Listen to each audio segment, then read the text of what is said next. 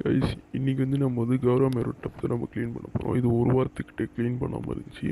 அதனால் நம்ம இன்றைக்கி க்ளீன் பண்ணலாம். ஆக்சிஜன் எடுத்து பக்கத்தில் இருக்க டப்பில் நம்ம வச்சுக்கலாம்.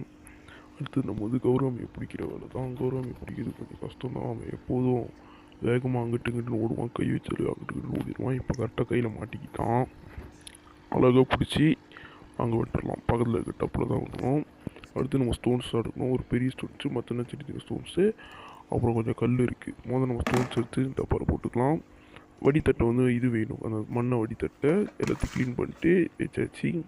தண்ணி ஊற்றி வச்சு கொஞ்சம் உப்பு, தூள் உப்பு தான், நம்மகிட்ட கல் உப்பு இல்லை, தூள் உப்பு போட்டாச்சு. ஆன்டிக்ளோரானிக் ஸ்பெஷலில் அது ஒரு மூடி போட்டாச்சு. நல்லா மிக்ஸ் பண்ணிக்கணும். ஏன்னா உப்புனா கரையணும் பாருங்கள். மிக்ஸ் பண்ணிட்டு அந்த சேன், இது அந்த சேன் கல் மாதிரி தான் இருக்கும், அந்த சேனை போட்டு கொஞ்சம் அந்த ஸ்மால் ஸ்டோன்ஸ்லாம் போட்டு